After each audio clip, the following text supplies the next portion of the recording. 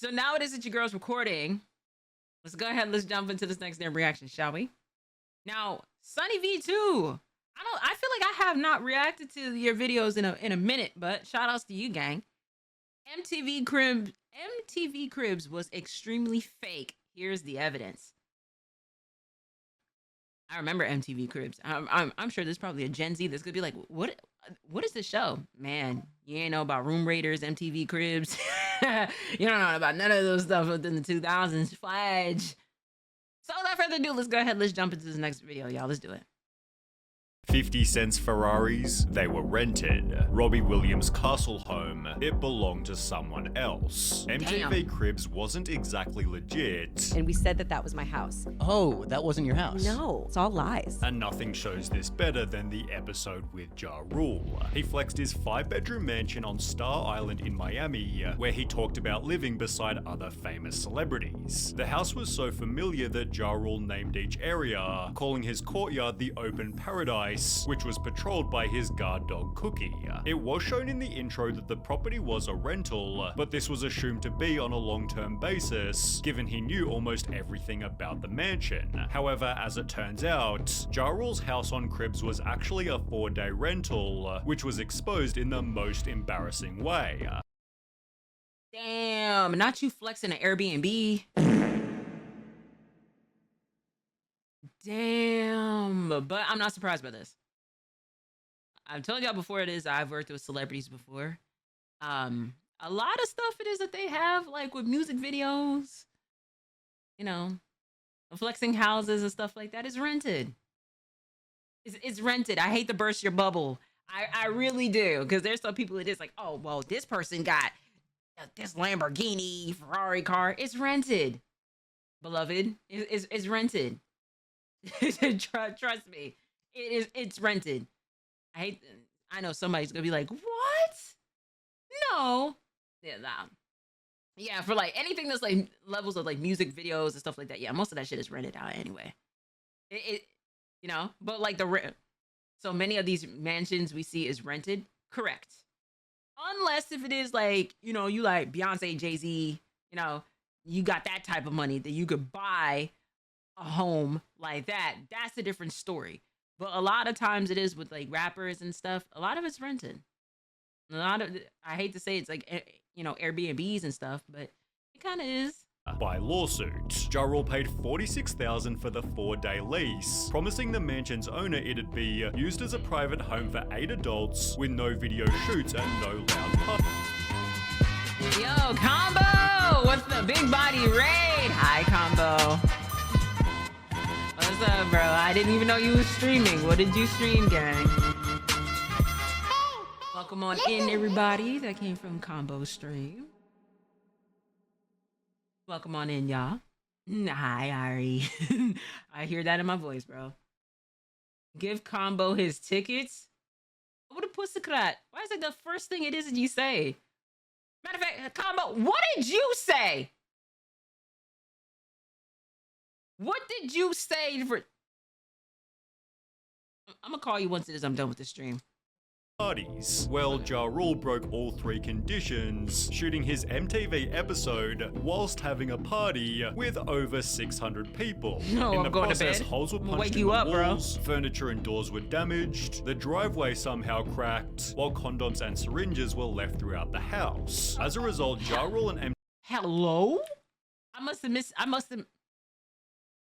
I missed that part. Process, holes were punched in the walls, furniture and doors were damaged, the driveway somehow cracked, while condoms and syringes were left throughout the house. As a result, Ja Rule and MTV were sued for $1 million, but at least it looked like a house that Ja Rule would live in, as the Yin Yang Twins' crib was laughably out of character.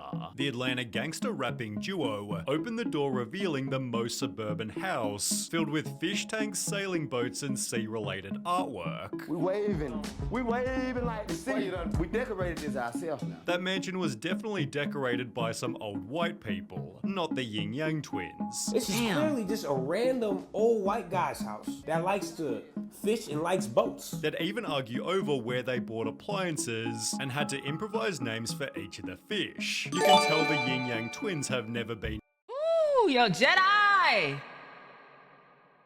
with the 5 gifted subs. I appreciate you again. Appreciate you. No, if you guys got a gifted sub, make sure that y'all say thank you, Real Fudge. In that house. It seemed they at least owned the vehicles at the end, as the cars displayed by Bow Wow were rented for the show. He was just 18 years old during his first Cribs appearance, but despite having starred in some high-profile movies, it seemed unrealistic that he could afford a 6-bedroom mansion and a fleet of luxury cars. With his name... Not really.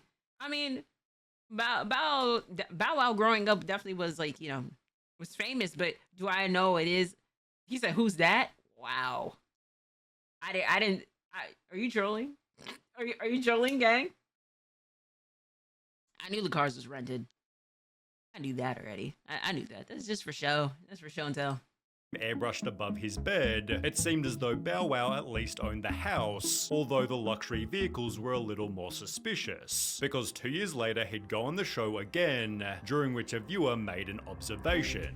We had MTV Cribs running in the background, and watched 21-year-old Bow Wow show off his bachelor pad in Miami, along with his pimped out Bentley, Lamborghini, and Cadillac Escalade. But then we noticed the word Prestige at the bottom of all 3 cars, and decided to Google Prestige Rental Cars Miami, and what do you know, there it was. Prestige was the name of the company that Bow Wow rented the cars from, which was likely encouraged by the show, as Birdman also used the service during his appearance. Regardless, people clowned on Bow Wow, stating, "Ha ha ha, I wonder if he rented the condo too," which by looking at his life was also highly likely. For example, he'd post his Ferrari to his Instagram, writing, "Take the drop top to the night spot, keep the California in California, we went hard tonight, Grammy weekend," which was then reposted by a car rental company who accidentally exposed our good friend Bow Wow pulling up to the Grammys with our Ferrari California.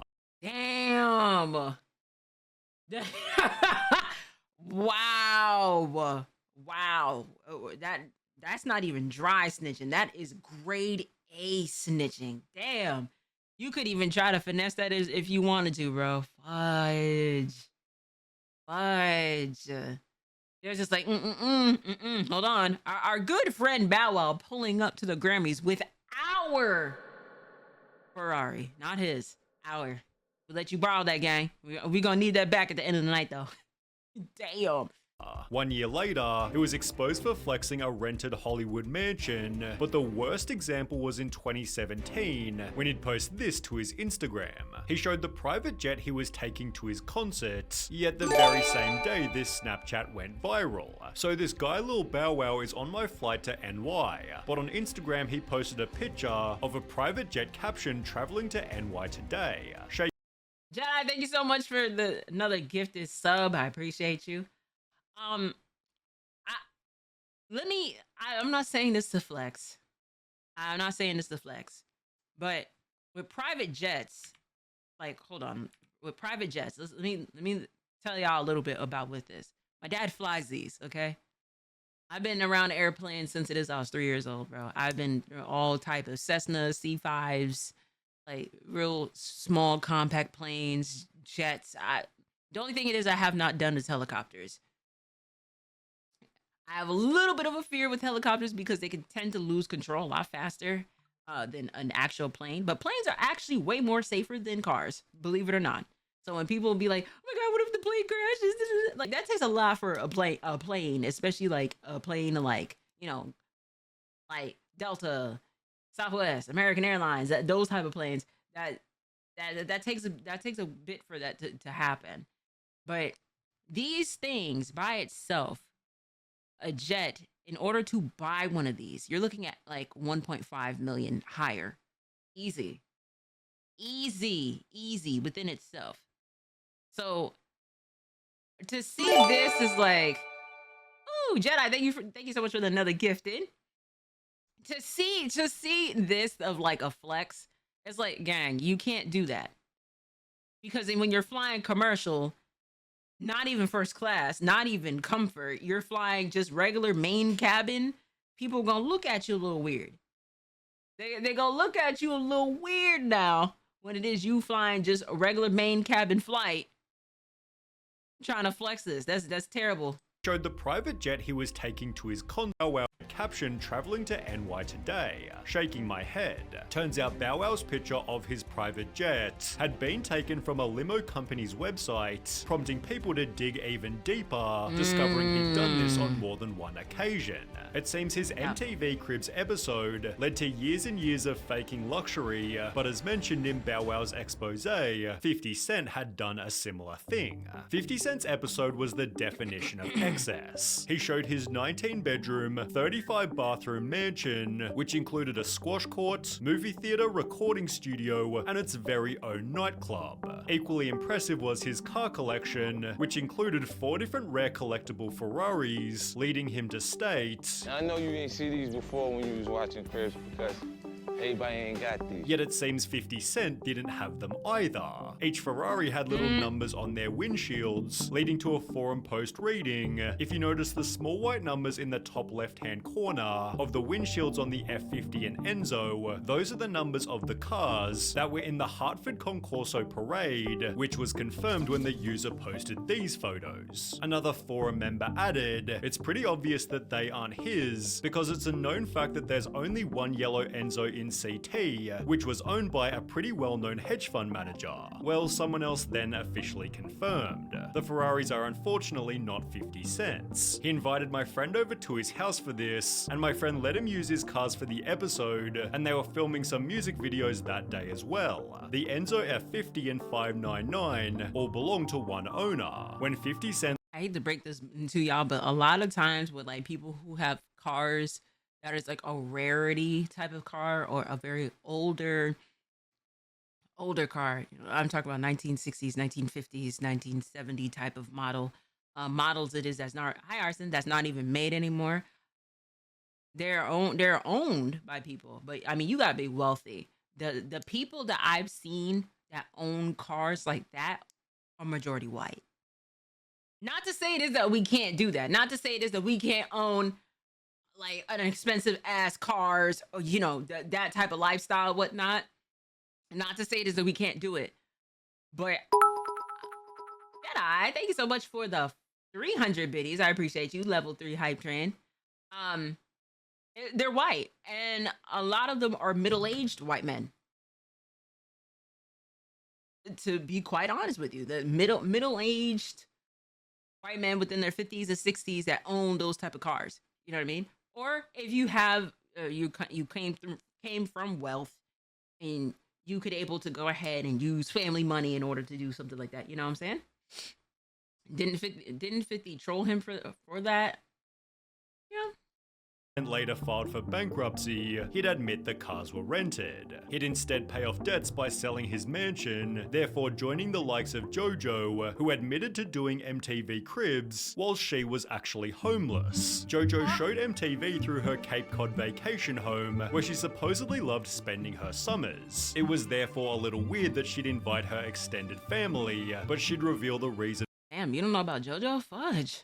For this exactly 10 years later. JoJo was asked about the episode in a Huffington Post interview, to which she'd respond it was so ridiculous. The thing is, we didn't have a home at that point. My mum and I were living out of suitcases and were mostly in hotels. So that was actually my uncle's house on the Cape. That wasn't my house, that wasn't my stuff. I should have balled hard and been like, welcome to my crib, look at how luxurious it is, and I should have rented out a place. But no, I just used my uncle's crib. JoJo further clarified. So we went to the Cape, which I've never been to the Cape. I never go to the Cape. And we said that that was my house. Oh, that wasn't your house? No, that was not my house. We brought in some items that I had.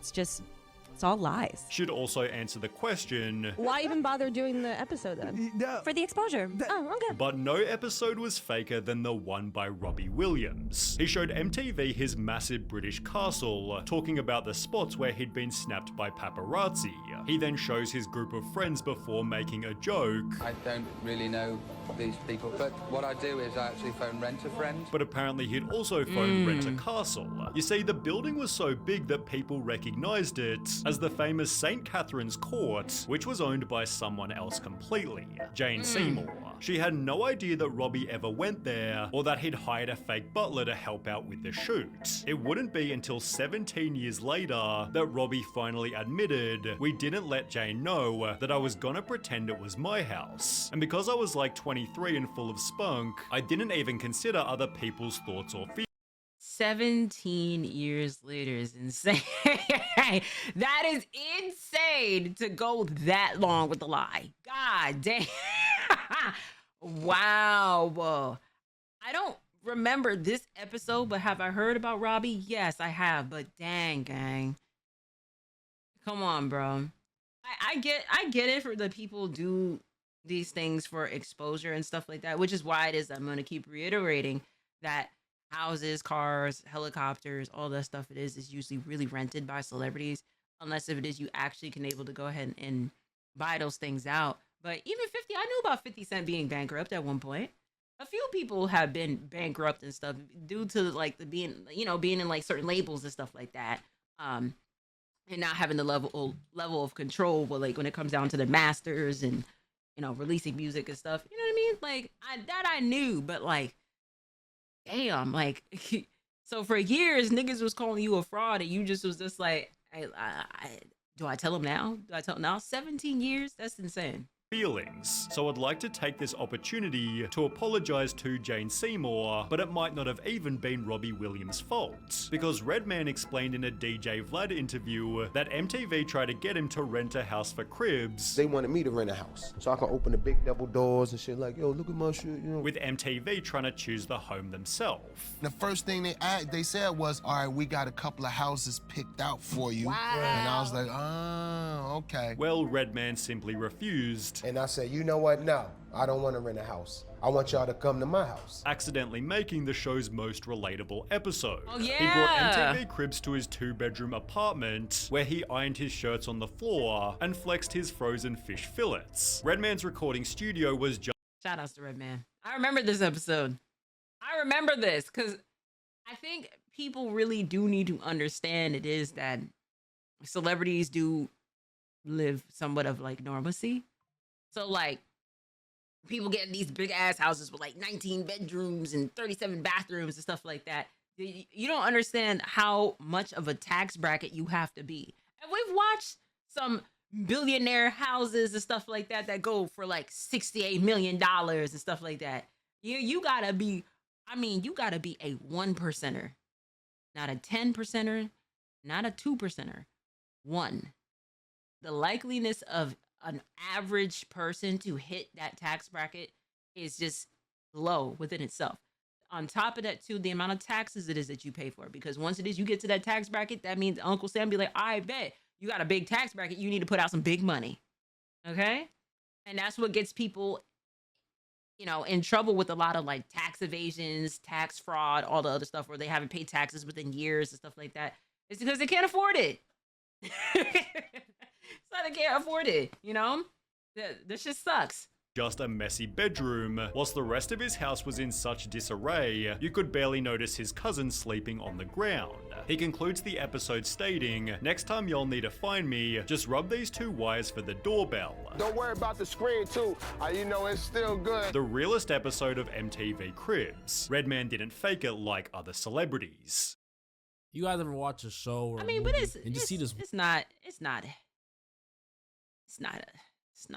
their fault entirely. A lot of it, like, Pimp My Ride, MTV Cribs, all that stuff is usually pretty fake within itself anyway,